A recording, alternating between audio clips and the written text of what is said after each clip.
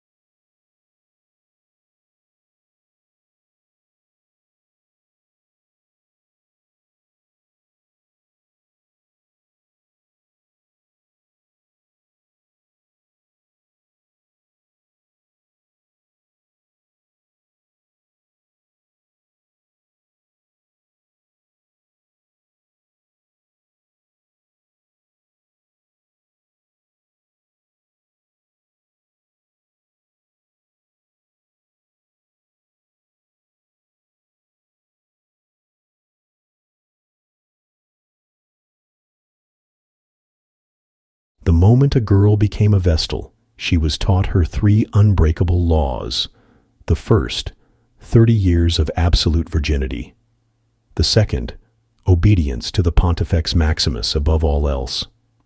The third, unbroken guardianship of the sacred flame of Vesta. The flame was no ordinary fire. It was said to be the very breath of Rome, the living proof that the gods favored the city. If it ever went out, Rome itself would be in danger. At least, that's what the priests claimed. But here is the truth. The flame was a tool of terror. If it flickered or died, even by accident, even from a sudden gust of wind, Someone had to be blamed, and it was always the Vestals. The investigation began immediately.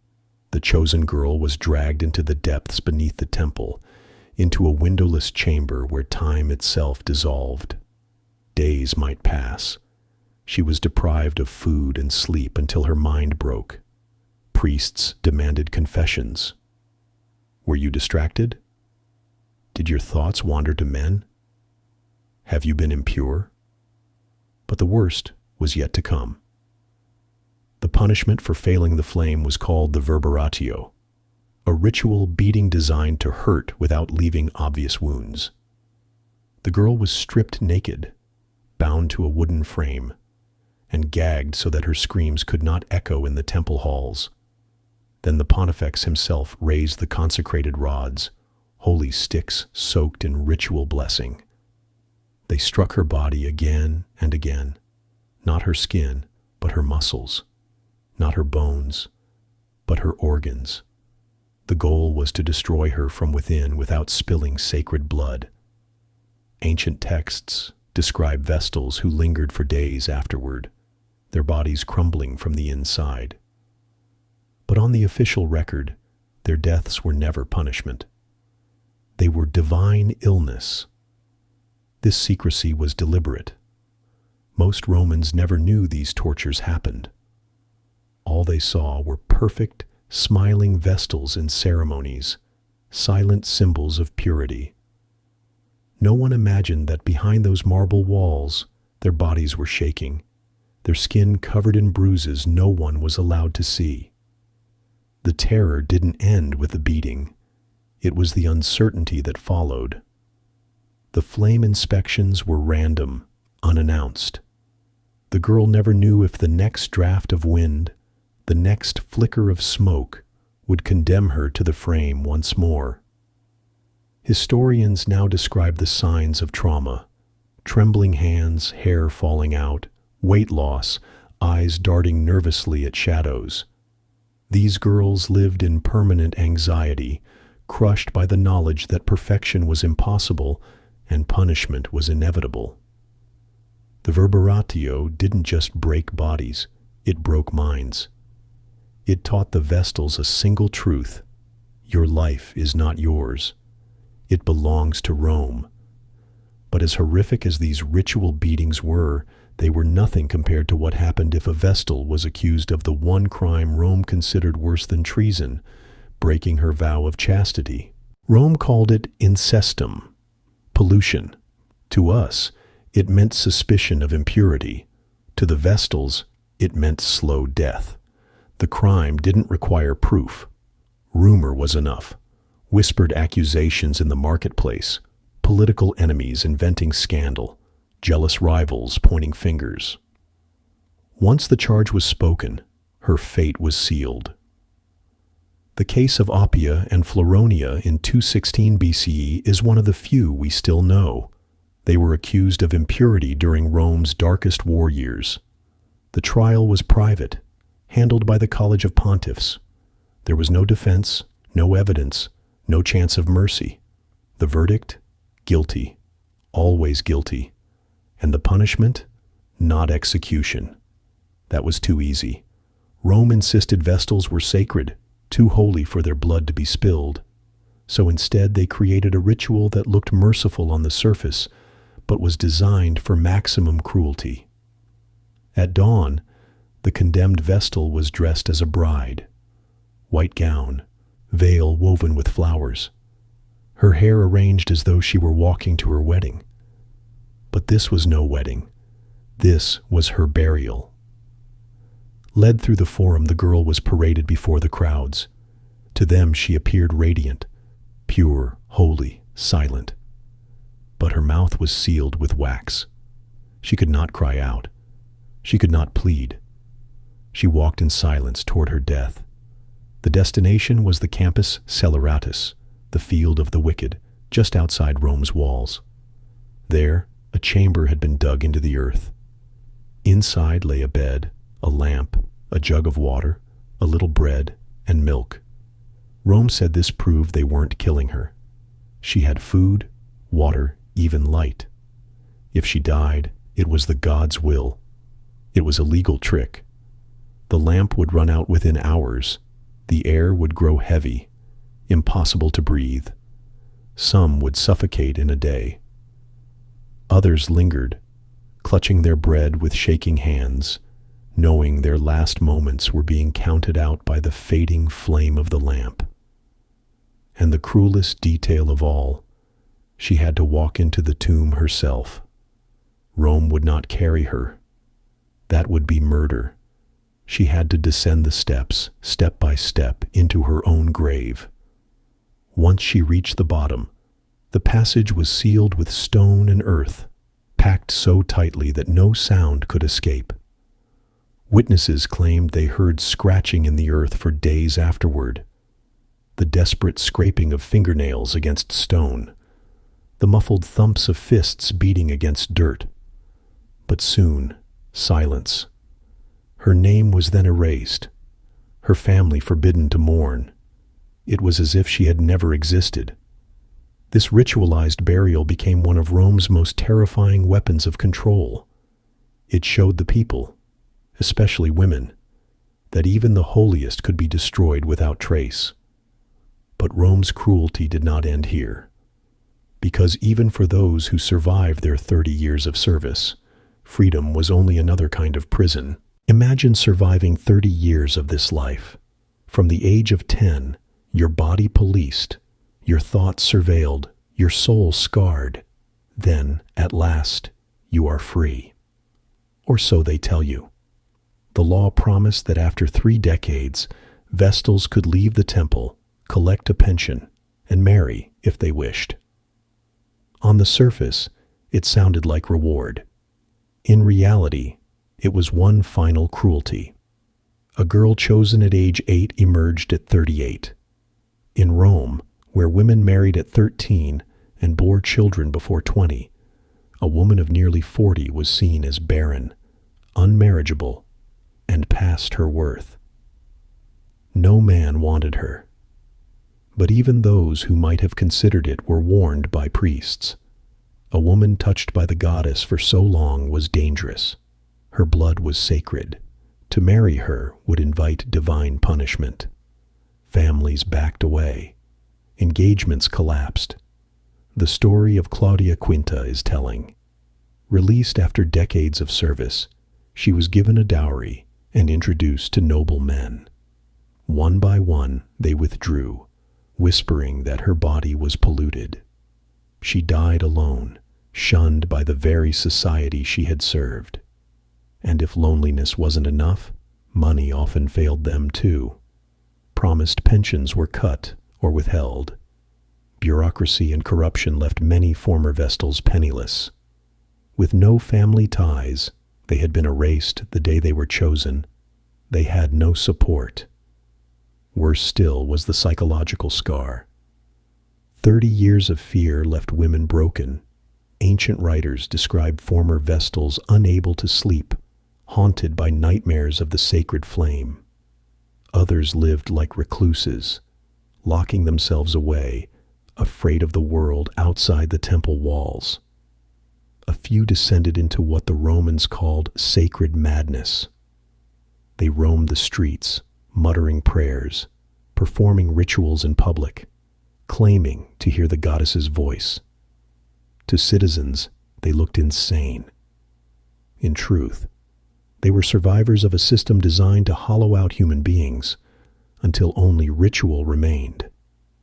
Some were even brought back into temple life, not as free women, but as overseers. Their task? To train the next generation of terrified children, to pass on the same fear that had broken them. The cycle continued, generation after generation, hidden behind the marble facades of Rome's holiest temple. And so, the freedom offered at the end was the most bitter lie of all. These women had given their youth, their bodies, and their futures. In return, Rome gave them exile, poverty, and madness. The Vestal system was not religion, it was control. And control was enforced through trauma that lasted until death. But what makes this system even more chilling is how normal it seemed to everyone else. When we imagine cruelty in Rome, we think of crucifixions, gladiators, lions in the arena. But the story of the Vestals reveals something far darker. Their suffering wasn't public spectacle. It was institutionalized terror, hidden behind rituals and sacred words. Rome had perfected psychological warfare centuries before the term existed. By seizing girls at their most vulnerable age, stripping their names, and forcing them into a system of unpredictable punishments, they created what we would now call trauma-based control. Every element was calculated. The beauty of their house, the marble floors, the gardens, wasn't kindness. It was psychological contrast. Luxury surrounding captivity made the prison feel sharper, reminding them daily that even beauty could be a cage. The sacred flame was another tool. Its fragility created constant anxiety. Imagine being told your thoughts could extinguish Rome's very life, that a moment's distraction could bring disaster. It was responsibility designed to crush a child's spirit. Then came the punishments. Beatings that left no scars but destroyed organs. Burials that required the victim's own participation. Freedom that wasn't freedom at all. This was cruelty disguised as holiness, violence dressed in ritual. Rome didn't just punish bodies, it rewrote minds. The result? Women who obeyed not out of choice, but because their very identities had been dismantled and rebuilt as property of the state, and perhaps the darkest truth of all, ordinary Romans accepted it. They saw Vestals as symbols of purity, protectors of the city. Few ever questioned the system. Cruelty was invisible when it wore the mask of religion. The legacy of this system lingers. The idea that women's purity must be controlled for society's survival. The idea that sacred justification excuses violence. The idea that suffering can be called duty. The Vestals' story is not just Rome's history. It is a warning. Today, when people visit Rome, they stand in the Forum, staring at broken columns where the Temple of Vesta once stood. Tourists walk past, cameras in hand, not realizing that beneath their feet lies the memory of women erased. The Vestals were not saints. They were not holy icons of purity.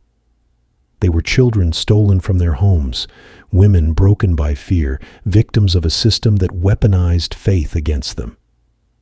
The punishments we've uncovered, the beatings, the burials, the false freedoms, were not isolated cruelties. They were tools of control, repeated for centuries, normalized until no one even flinched. That is perhaps the greatest horror, not just that it happened, but that it felt ordinary. And yet, these women lived. They breathed, they cried, they prayed for escape.